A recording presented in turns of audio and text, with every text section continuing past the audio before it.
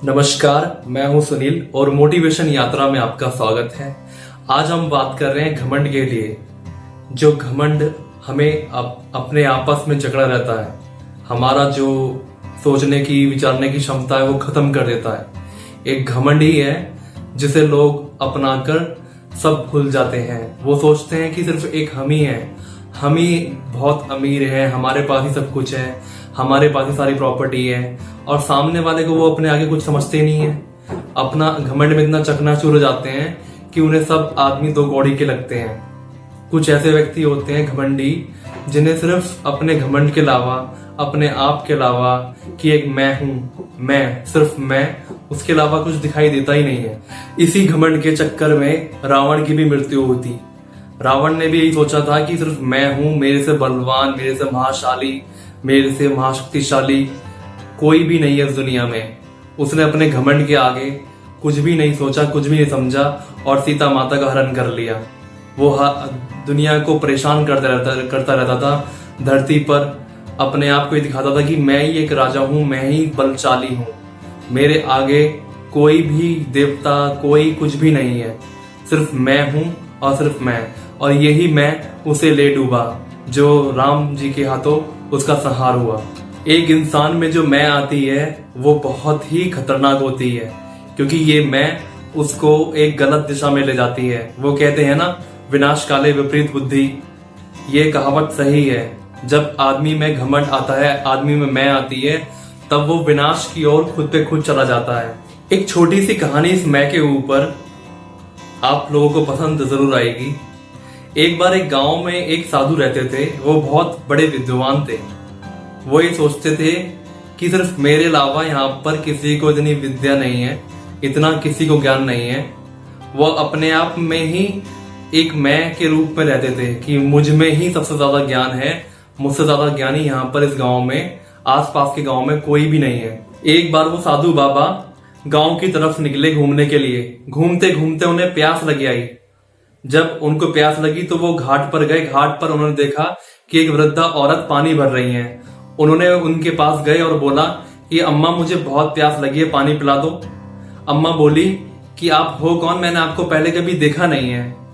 साधु बाबा बोले, मैं मेहमान हूं। इस पर अम्मा बोली कि आप मेहमान तो नहीं हो, मेहमान तो इस दुनिया में सिर्फ दो ही हैं, एक धन और एक यौवन, जो कभी भी चले गए तो वापस नहीं आते। इस पर वो साधु बहुत चकित रह गए। वो आश्चर्य होकर बोले, मैं सहनशील हूं।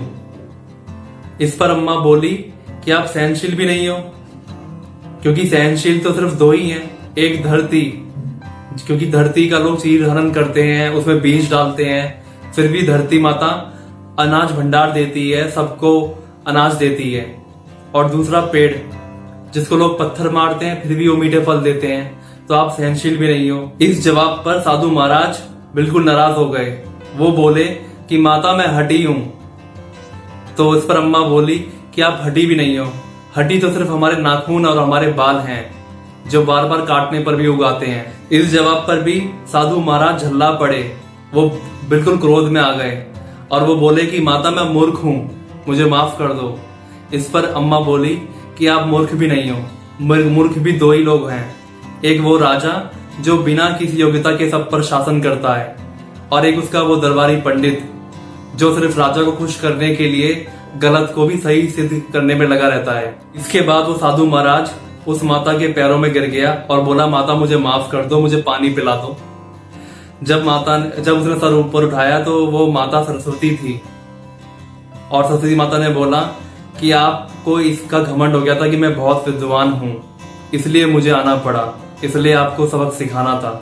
इंसान को कभी भी अपने हुनर पर घमंड नहीं होना चाहिए, क्योंकि जो पत्थर पानी में जाता है उसे डूबना ही होता है। इसलिए मेरा आपसे अनुरोध है कि कभी भी अपने आप में घमंड ना करें, कभी भी मैं ना रखें, क्योंकि ये मैं हमें हमारे विनाश तक ले जाती है। ये घमंड ही है जो हम किसी की भी बात सुनते नहीं है, सबकी बातों की अवहेलना करते हैं, अपनी बातों को मनवाते हैं। हमें लगता है कि सिर्फ हम ही सही हैं, सामने वाला गलत है। ये घमंड ही है कि हम कुछ नहीं सोचते, हमें सिर्फ अहंकार होता है कि जो हमारे पास है वो हमारा ही है। एक्चुअली लाइफ में कुछ हमारा नहीं होता, सब यहीं रह जाना है। बस जिंदगी में आप घमंड मत करो, आप बहुत आगे बढ़ोगे। ये इस मैं को हटाओ, इस मैं से बाहर निकलो और दूसरी दुनिया को देखो जिसमें सब आपका है, सब हमारा है।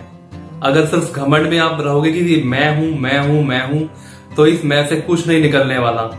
इसलिए लाइफ में हमेशा अपने आप को देखें, अपने विचारों को देखें और सामने वाले के विचारों को सुने। इसीलिए मैं आपसे कहूंगा कि इस घमंड को हटाएं, इस अहंकार को हटाएं, अपने आप से इन सब चीजों से दूर रहें। ये जो घमंड है, अहंकार है, यही हमें आगे बढ़ने नहीं देता। इसलिए अपने अहंकार को हटाकर आगे अपने फ्यूचर को, अपने प्रेजेंट को देखें। ये चीज हमें अपने पॉजिटिव माइंड में लानी है कि इन चीजों में कुछ नहीं रखा। ये सब चीजें हमें हमारा विनाश करती हैं, हमें एक नेगेटिव थॉट की ओर ले जाती हैं, जिससे हमारा विकास नहीं हो पाता। इसलिए अपना घमंड हटाकर, अपना अहंकार छोड़कर अपने लाइफ को आगे देखना चाहिए, अपने लाइफ में आगे बढ़ना चाहिए। और ये जो हम मैं करते हैं कि मैं ही हूं, सिर्फ मैं ही हूं, इस मैं को हटाकर हमें हम में आगे बढ़ना चाहिए कि हम जो कर सकते हैं, हम मिलकर ये सब कर सकते हैं। क्योंकि सिर्फ एक मैं हमें हमारा जो घमंड है वो दिखाता है कि हम किस घमंड में रहते हैं। इसलिए इस घमंड को हटाकर, इस अहंकार को छोड़कर हमें आगे बढ़ना चाहिए। यही चीजें हमें अपनी लाइफ में देखनी है। उम्मीद करता हूं मेरी ये वीडियो आपको पसंद आई होगी। आप मुझे लाइक करके बताएं, कमेंट करके बताएं और मेरे चैनल को सब्सक्राइब करें ताकि मेरे आने वाली वीडियो की नोटिफिकेशन आपको मिल सके। नमस्कार, धन्यवाद।